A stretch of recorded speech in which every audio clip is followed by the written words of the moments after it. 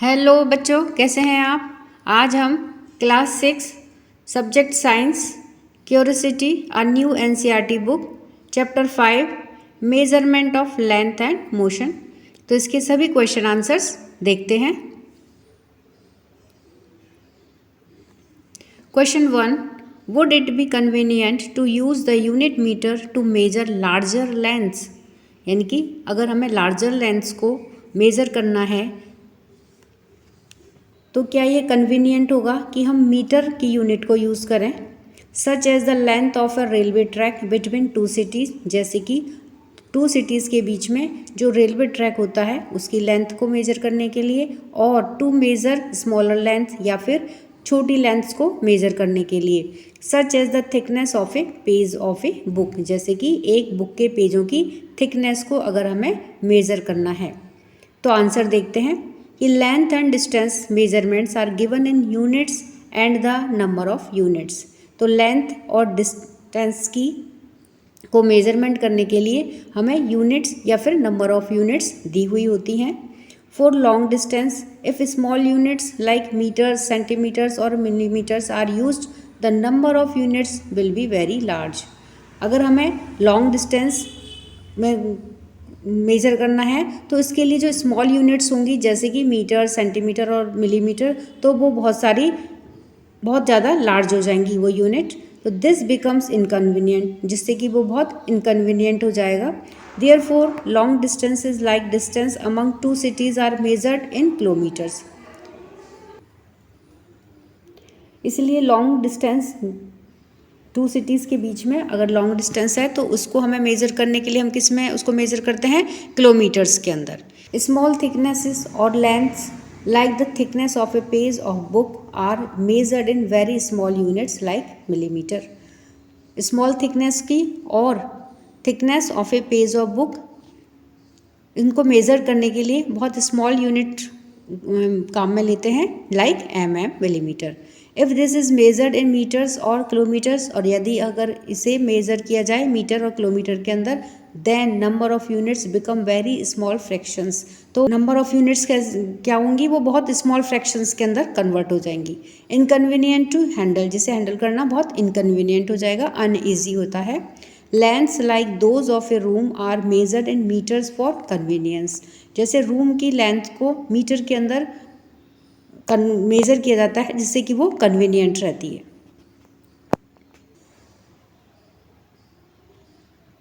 Question number 2, what do such kilometre stones indicate. How could Padma conclude that she was getting closer to her destination. See figure NCERT text book page 89। तो page 89 में दिया हुआ है, देखिए पद्मा ने यहाँ से स्टार्ट किया है चलना और उसका रेफरेंस पॉइंट है ये यहाँ दिल्ली में, और ये हैं किलोमीटर स्टोन्स हैं। देखिए ये कुछ कुछ किलोमीटर्स पर लगे हुए हैं। तो हमें ये बताना है कि how could Padma conclude that she was getting closer to her destination. तो पद्मा ये कैसे कंक्लूड करेगी, कैसे पता लगाएगी कि वह अपने डेस्टिनेशन के बिल्कुल क्लोजर होती हुई जा रही है इन स्टोन्स को जैसे जैसे वो पार करती हुई जाएगी। आंसर है कि kilometre stones on the roads between cities and places indicate the distance left to reach a place और सिटी, द रेफरेंस पॉइंट। तो ये किलोमीटर स्टोन्स होते हैं जो बिटवीन टू सिटीज़ या प्लेसेस के बीच में हुए रहते हैं। तो ये क्या इंडिकेट करते हैं कि रेफरेंस पॉइंट तक पहुंचने के लिए अभी कितना प्लेस और लेफ्ट हो रह गया है। Padma saw that earlier kilometer stone showed the distance to Delhi as 70 kilometre. Padma ने देखा कि अर्लियर किलोमीटर स्टोन, देखिए सबसे पहले वाला ये है अर्लियर किलोमीटर स्टोन, ये क्या शो कर रहा है, the distance to Delhi as 70 kilometre. देखिए इस पर 70 किलोमीटर निकल रहा है और ये इसका रेफरेंस पॉइंट है, तो यहाँ से इसकी डिस्टेंस कितनी है, 70 किलोमीटर है। And the next kilometre stone showed the distance to Delhi as 60 kilometre. और देखिए जो नेक्स्ट किलोमीटर स्टोन है ये क्या शो कर रहा है कि 60 किलोमीटर है, यानी कि अभी रेफरेंस पॉइंट तक पहुँचने में 60 किलोमीटर्स है। She conclude that she was in motion. तो उसने क्या कंक्लूजन निकाला कि that she was in motion, की वह मोशन में है, वह अभी मूवमेंट कर रही है एंड मूविंग टूवर्ड्स दिल्ली, और दिल्ली की तरफ जा रही है। The reference point with respect to which she was changing her position with time. The reference point यानी कि यह इसका रेफरेंस पॉइंट है, with respect to which she was changing her position with time, time के साथ में जैसे जैसे उसकी पोजीशन चेंज हो रही है वैसे वैसे वह अपने रेफरेंस पॉइंट के बिल्कुल नियरेस्ट होती हुई जा रही है। इट मीन्स जैसे जैसे वह इन किलोमीटर स्टोन्स को पार करती हुई जाएगी वैसे वैसे वह अपने रेफरेंस पॉइंट के नज़दीक आती जाएगी। तो इस तरह से पद्मा यह पता लगा लेगी कि उसका रेफरेंस पॉइंट अभी और कितना लेफ्ट है। Question number 3. Does this mean that the position of Padma with respect to the reference point is changing with the time? इसका मतलब यह है कि जो पद्मा की पोजीशन है with respect to the reference point, reference point के रिस्पेक्ट में is changing with the time, जो कि टाइम के साथ में चेंज हो रहा है। When does the position of an object change with respect to a reference point? Does it change when an object is moving? तो आंसर देखते हैं कि Padma saw from the kilometre stone that the distance to Delhi is decreasing with time. Padma देखती है कि जो kilometre stones हैं उनकी डिस्टेंस है वह टाइम के साथ में डिक्रीज होती हुई जा रही है। This mean that with respect to Delhi यानी कि reference point there she was changing position with time. तो वह क्या देखती है कि इसका मतलब है कि रेफरेंस पॉइंट जो कि दिल्ली पर है she was changing position with time, तो उसकी जो पोजीशन है वह टाइम के साथ में चेंज होती हुई जा रही है। It means when the position of an object change with time, इसका मतलब कि किसी भी ऑब्जेक्ट की पोजीशन जब टाइम के साथ में चेंज है with respect to a reference point, जो कि एक रेफरेंस पॉइंट के साथ में है, the object is said to be in a state of motion और इज मूविंग। तो क्या कहा जाएगा कि वह ऑब्जेक्ट एक मोशन में है, स्टेट ऑफ मोशन में है, और इज मूविंग या फिर वह मूव कर रहा है। Padma was changing her position with time. Padma है उसकी पोजीशन टाइम के साथ में चेंज हो रही है with respect to Delhi, Delhi के रिस्पेक्ट में उसकी पोजीशन टाइम के साथ में चेंज हो रही है। मींस इसका क्या मतलब है that she was moving closer and closer to Delhi with time.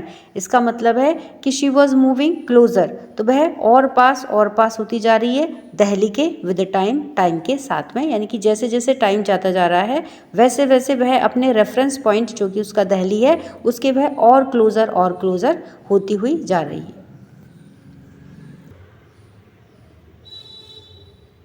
Question 1. Some lengths are given in column 1 of the following table. Some units are given in column 2. Match the length with the unit suitable for measuring those lengths. तो देखिए यहाँ पर column A1 और column 2 दिए हुए हैं। तो column 1 में दिया हुआ है लेंथ्स और कॉलम 2 में दिया हुआ है यूनिट्स। तो कॉलम 1 को कॉलम 2 के साथ में मैच करते हैं। तो आइए देखते हैं। कॉलम 1 में है कि distance between Delhi and Lucknow, तो इसमें कॉलम 2 में आएगा किलोमीटर, यानी कि 2 सिटीज़ के बीच की डिस्टेंस को मेजर करने के लिए हम किलोमीटर का यूज़ करते हैं। तो यह कॉलम 2 में किलोमीटर के साथ में मैच होगा। थिकनेस ऑफ ए कॉइन की थिकनेस को, मोटाई को हम मिलीमीटर में, बहुत छोटा होता है कॉइन की मोटाई तो उसको हम मिलीमीटर में, बहुत छोटी यूनिट है, स्मॉलेस्ट यूनिट है मिलीमीटर, तो इसको हम कॉलम 2 में मिलीमीटर के साथ में मैच करेंगे। लेंथ ऑफ एन इरेज़र की लेंथ को हम सेंटीमीटर के में मेजर करते हैं, तो ये कॉलम 2 में सेंटीमीटर के साथ में मैच है। लेंथ ऑफ स्कूल ग्राउंड की लेंथ को हम मीटर में मेजर करते हैं, तो यह कॉलम 2 में मीटर के साथ में मैच होगा। Question 2. Read the following statements and mark true T और false F against each. Statement को रीड करिए और ट्रू और T और F और false के लिए आपको वो मार्क करना है। तो आइए स्टेटमेंट देखते हैं। 1. The motion of a car moving on a straight road is an example of linear motion. एक कार मूव कर रही है रोड के ऊपर जो कि स्ट्रेट है, तो यह एग्जाम्पल है लीनियर मोशन का। तो ये स्टेटमेंट ट्रू है या फॉल्स है? तो ये स्टेटमेंट ट्रू है, तो इसके लिए हम टी लिखेंगे। तो देखिए ये टी लिखा हुआ है, ये देखिए ये टी लिखा हुआ है। नंबर 2 है any object which is changing its position with respect to a reference point. कोई भी ऑब्जेक्ट जो अपनी पोजीशन को चेंज कर रहा है with respect to a reference point, किसी भी रेफरेंस पॉइंट के रेस्पेक्ट में, विद टाइम और टाइम के साथ में, is said to be in motion, तो उसे मोशन कहा जाएगा। तो यह स्टेटमेंट ट्रू है, तो देखिए ट्रू के लिए टी है। नंबर 3 इज 1 किलोमीटर बराबर 100 सेंटीमीटर। तो ये स्टेटमेंट फॉल्स है, गलत है, यानी कि 1 किलोमीटर बराबर 100 सेंटीमीटर नहीं होते हैं, तो इसलिए फॉल्स के लिए एफ यहाँ पे इस तरह से लिखा जाएगा। Question 3, which of the following is not a standard unit of measuring length. Length को मेजर करने की इनमें से कौन है जो स्टैंडर्ड यूनिट नहीं है। Number 1 is millimetre, number 2 is centimetre, number 3 is kilometre, number 4 is hand span. तो इसका आंसर है हैंड स्पैन स्टैंडर्ड यूनिट नहीं है मेजर करने की। Question number 4, search for the different scale और measuring tapes at your home and school. Search करिए different scale और मेजरिंग टेप्स को आपके घर पर या स्कूल में। Find out the smallest value that can be measured. तो स्मॉलेस्ट वैल्यू को आपको फाइंड आउट करना है that can be measured using each of these scales. जो इन स्केल से हम मेजर कर सकते हैं, ऐसी स्मॉलेस्ट वैल्यू को आपको फाइंड आउट करना है। Record your observation in a tabular form, और इसे एक टेबुलर फॉर्म में आपको रिकॉर्ड करना है। तो आंसर है कि types of scales, tape, devices, और दूसरी तरफ है smallest value of measurement. 15 centimetre scale, देखिए 15 सेंटीमीटर स्केल जो आप स्केल यूज़ में लेते हैं वो कौन सा होता है, वह 15 सेंटीमीटर स्केल होता है। तो उससे हम जो सबसे छोटी वैल्यू नाप सकते हैं वो कौन सी है, 1 mm। फिर है फ्लेक्सिबल टेप, उससे हम 1 mm या 1 इंच नाप सकते हैं। लॉन्ग टेप रोल से हम 1 सेंटीमीटर या 1 इंच नाप सकते हैं।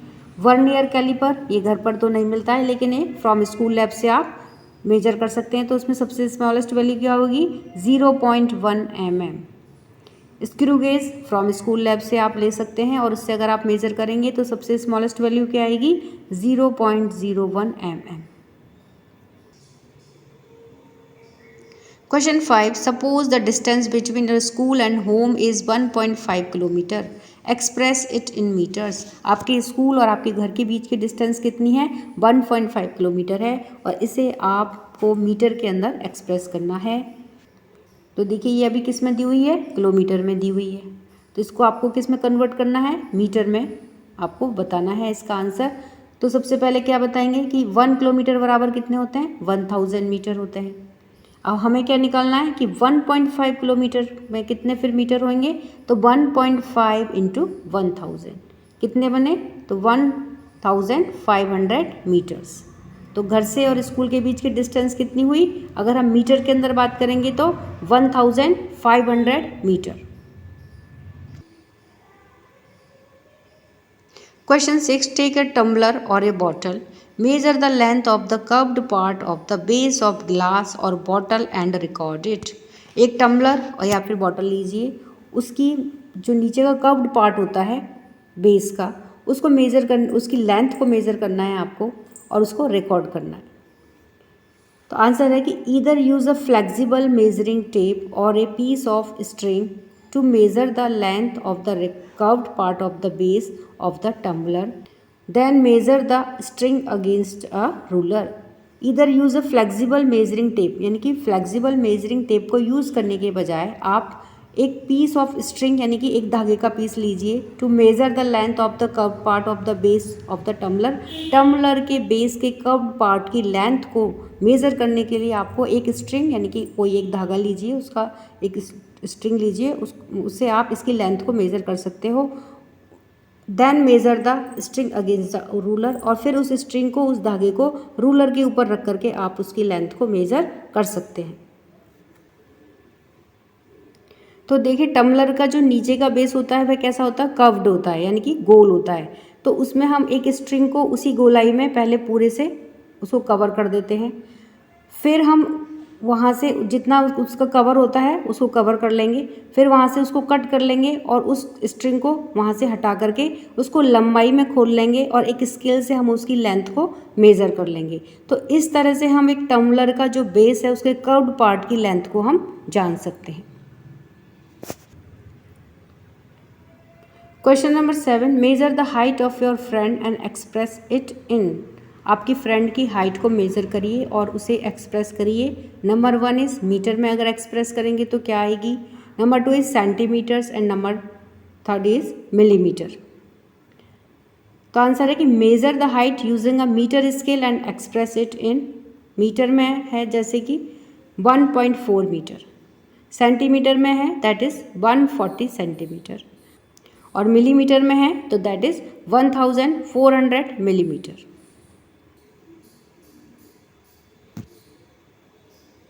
Question number 8, you are given a coin. Estimate how many coins are required to be placed one after the other lengthwise. आपको कॉइन दिया हुआ है और एक के बाद में एक लेंथ वाइज कितने कॉइन्स आपको रिक्वायर्ड होंगे without leaving any gap between them, उनके बीच में कोई भी गैप छोड़े हुए बिना, to cover the whole length of the chosen side of a notebook. Notebook की कोई भी चूजन साइड में होल लेंथ को मेज़र करने के लिए, कवर करने के लिए। Verify your estimate by measuring the same side of the notebook and the size of the coin using a 15 centimetre scale. देखिए ये तो बुक दी हुई है और यहाँ पर ये कॉइन्स रखे हुए हैं लाइन वाइज, एक के ऊपर एक के ऊपर एक इस तरह से रखे हुए हैं without leaving any gap between them. और ये बुक है तो इस बुक की पूरी लंबाई यानी कि यहाँ से लेकर यहाँ तक नापने के लिए हमें कितने सारे कॉइन्स की ज़रूरत पड़ेगी। आंसर है कि measure the diameter of the coin, coin के डायमीटर को नापिए, and the length of the notebook, और नोटबुक की लेंथ को नापिए। Divide the length of the notebook by the diameter of the coin. तो लेंथ की, नोटबुक की जो लेंथ है उसको डिवाइड करना है किससे, by the diameter of the coin to estimate the number of coins required. तो उससे हमें क्या पता चल जाएगा कि कितने कॉइन्स हमें रिक्वायर्ड है। से the diameter of the coin is 2 centimetre. Diameter, coin का जो डायमीटर है वो मान लीजिए कितना है, 2 सेंटीमीटर है। And the length of the notebook is 18 centimetre, और नोटबुक की लेंथ कितनी है, 18 सेंटीमीटर है। देन 18 डिवाइडेड बाई 2 बराबर 9 coins can be placed side to side along the length of the notebook. तो 9 कॉइन्स जो हैं वे इस नोटबुक के साइड में एक एक करके हमें लगाने की ज़रूरत पड़ेगी इसकी पूरी लेंथ को कवर करने के लिए। Verify by placing the coins end to end measuring again. और इन कॉइन्स को एंड टू एंड यानी कि एक एक करके इस तरह से एक के ऊपर एक के ऊपर एक रख के by placing them and measuring again, और इन्हें हम एक स्केल से भी नाप सकते हैं। तो देखिए डायमीटर क्या होता है कि मान लीजिए ये एक कॉइन है तो इसका इस पॉइंट से लेकर के इस पॉइंट तक बीच की जो डिस्टेंस है पूरी है डायमीटर कहलाती है। Question 9, give 2 examples each for linear, circular and oscillatory motion. Linear, circular और ऑसिलेटरी मोशन के 2 एग्जाम्पल्स आपको देने हैं। तो सबसे पहले है कि linear motion, a car moving on a straight road. कोई भी कार जो स्ट्रेट रोड पर मूव कर रही है। And eraser dropping straight down, और कोई भी इरेजर जो सीधे नीचे गिर रहा है। तो ये किसका है, लीनियर मोशन के एग्जाम्पल हैं। Circular motion, a merry go round, merry go round वाला जो झूला होता है, स्विंग होता है, वह सर्कुलर मोशन का एग्जाम्पल है। The motion of a whirling stone tied to a thread, या फिर एक धागे में बना हुआ एक घूमता हुआ स्टोन, वह सर्कुलर मोशन का एग्जाम्पल है। ऑसिलेटरी मोशन, अ स्विंगिंग पेंडुलम, घूमता हुआ pendulum. The motion of a metal strip pressed and released, metal strip जिसको कभी प्रेस किया जाता है और फिर रिलीज कर दिया जाता है, तो यह है ऑसिलेटरी मोशन के एग्जाम्पल हैं। Question 10, observe different objects around you. It is easier to express the lengths of some objects in millimetre, some in centimetre and some in metre. आपके आसपास कुछ ऑब्जेक्ट्स को ऑब्जर्व करिए, तो उनमें से किसी की जो लेंथ है उसको मिलीमीटर के अंदर एक्सप्रेस करना ईजी रहता है, किसी को सेंटीमीटर में और किसी को मीटर में। Make a list of 3 objects in each category, her category के 3 की लिस्ट बनाइए ऑब्जेक्ट्स की, and enter them in the following table, और उसे फॉलोइंग टेबल के अंदर उनकी एंट्री करिए। Size of objects around us, तो देखिए ये तो ऑब्जेक्ट की साइज़ दी हुई है, मिलीमीटर, सेंटीमीटर, मीटर, और यहाँ पर आपको ऑब्जेक्ट्स के नाम लिखने हैं। तो आइए देखते हैं आंसर। आंसर है कि classify objects by the convenience of measuring in millimetre, centimetre and metre. Size है कि मिलीमीटर में हम किस किस ऑब्जेक्ट की साइज़ को हम मेज़र कर सकते हैं। तो ऑब्जेक्ट्स के नाम में आएगा कि thickness of a coin, coin की थिकनेस यानी कि मोटाई को हम mm में नापते हैं। Thickness of A cardboard, cardboard की थिकनेस को। And diameter of A small screw, किसी भी स्क्रू का अगर डायमीटर है, स्मॉल स्क्रू का डायमीटर है, तो उसको भी हम mm यानी कि मिलीमीटर में नापते हैं। तो ये ऑब्जेक्ट्स हो गए जिनको हम mm में नापते हैं। सेंटीमीटर में the length of a pencil, एक पेंसिल की लेंथ को हम सेंटीमीटर में नापते हैं। विड्थ ऑफ ए बुक, एक बुक की विड्थ को हम सेंटीमीटर में नापते हैं। And height of a water bottle, और वाटर बॉटल की हाइट को, ऊंचाई को हम सेंटीमीटर में नापते हैं। Metre, height of a room, room की हाइट को हम मीटर में नापते हैं। विड्थ ऑफ ए प्लेग्राउंड की चौड़ाई को हम, and height of A lamp post, और लैम्प पोस्ट की हाइट को भी हम मीटर में ही नापते हैं। तो ये सभी ऑब्जेक्ट्स हैं जिनको हम मिलीमीटर, सेंटीमीटर और मीटर में नापते हैं। Question 11, a roller coaster track is made in the shape shown in figure. A ball starts from point A and escapes through point F. तो देखिए ये रोलर कोस्टर का ट्रैक दिया हुआ है। यहाँ ए पॉइंट पर एक बॉल है जिसे एफ पॉइंट पर जाना है। Identify the types of motion of the ball on the roller coaster. इस रोलर कोस्टर के ऊपर जो बॉल का मोशन हुआ है ए पॉइंट से लेकर के एफ पॉइंट तक, वह आपको बताना है, उसको आइडेंटिफाई करना है। And corresponding portion of the track, और इस ट्रैक के करस्पॉन्डिंग उस बॉल का जो मोशन हो रहा है वह आपको आइडेंटिफाई करना है।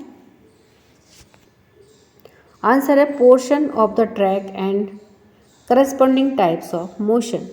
तो ए टू बी लीनियर मोशन है, तो देखिए ए से लेकर के बी तक में है, यहाँ से लेकर के यहाँ तक लीनियर मोशन है, क्योंकि बिल्कुल सीधे में यहाँ पे बॉल का जो मोशन है वो कैसा है, बिल्कुल सीधा है, एक लाइन में है। तो ए से लेकर के बी तक जो बॉल का मोशन है वो कैसा है, लीनियर मोशन है।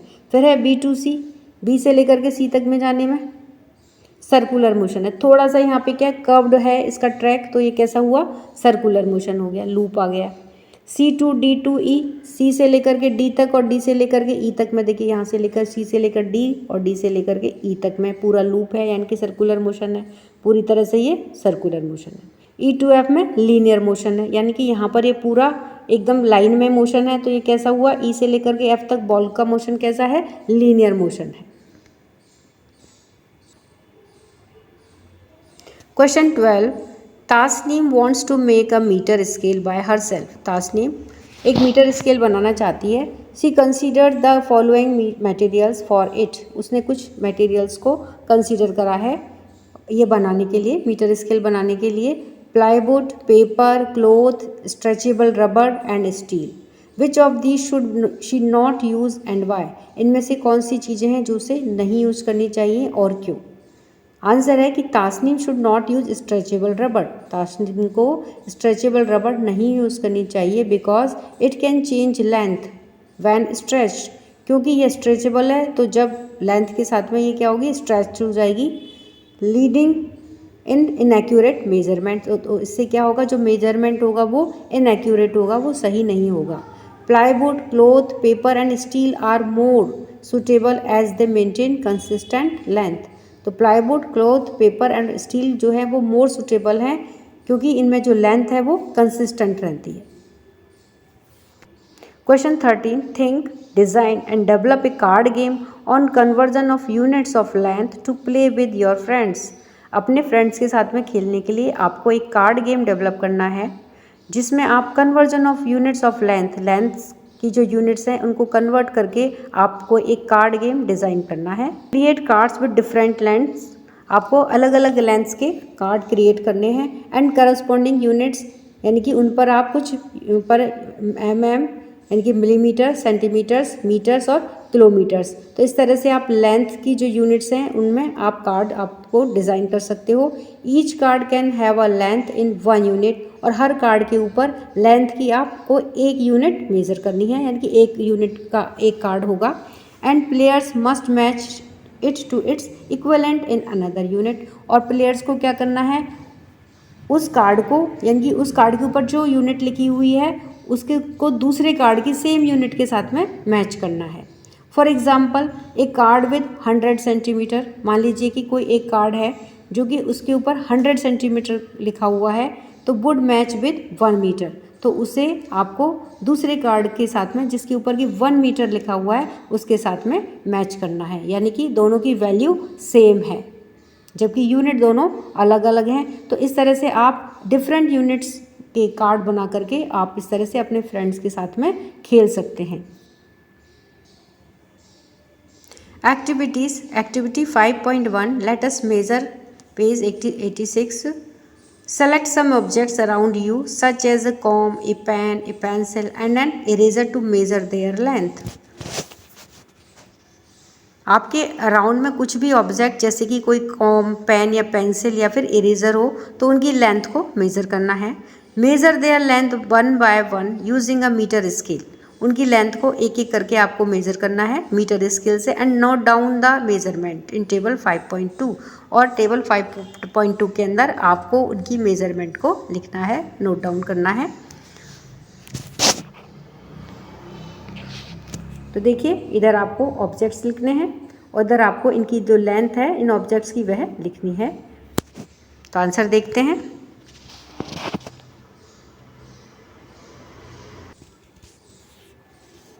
मेजरिंग लेंथ, इसमें सबसे पहले जैसे ऑब्जेक्ट में सबसे पहले हमने लिया मोबाइल, तो मोबाइल में 16 सेंटीमीटर का है ये लेंथ में।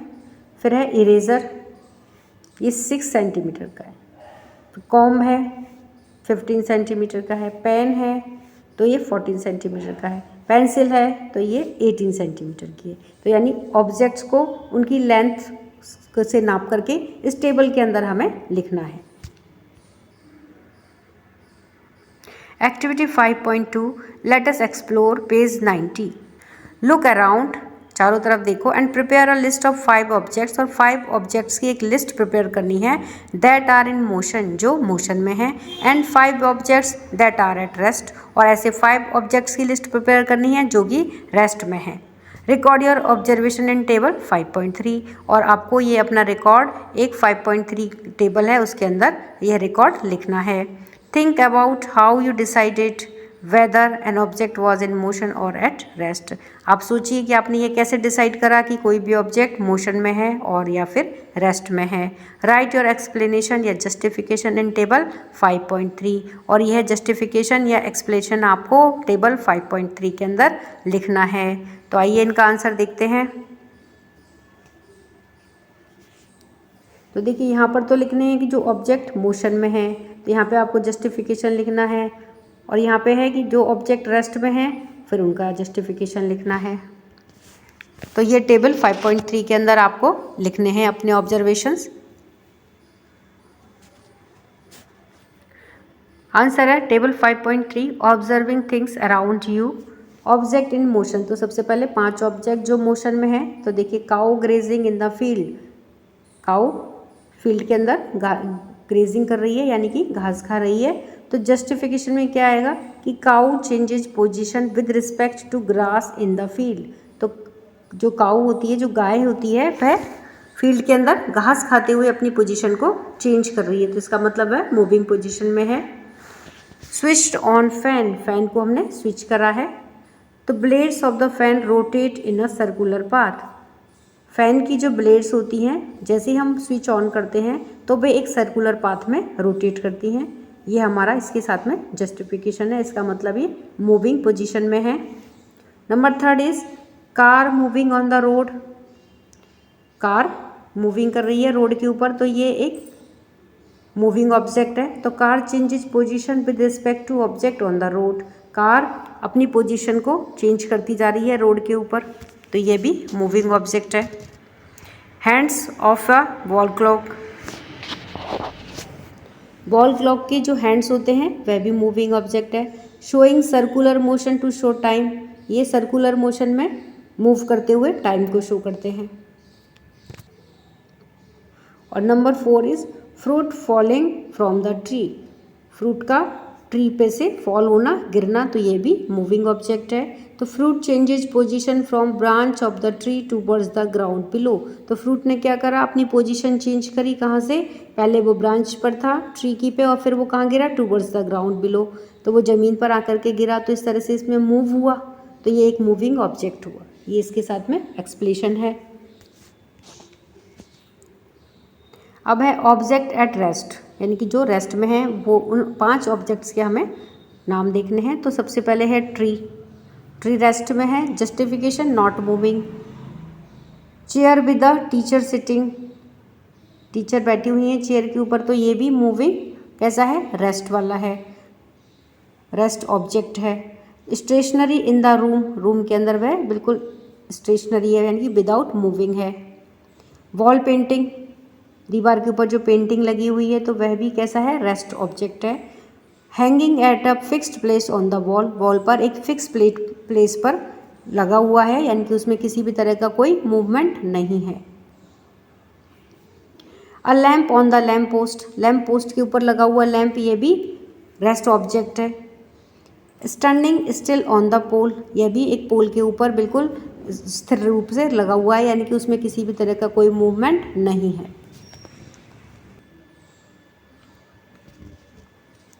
और number 4 is a bird sleeping in its nest, एक बर्ड जो अपने नेस्ट के अंदर सो रही है, तो ये भी रेस्ट ऑब्जेक्ट है। Not changing its position with respect to the branches of the tree, यानी कि यह अपनी पोजीशन को चेंज नहीं कर रही है, पेड़ की ब्रांचेस के रिस्पेक्ट में इसकी पोजीशन में कोई चेंज नहीं है, तो ये रेस्ट ऑब्जेक्ट का एग्जाम्पल हुआ।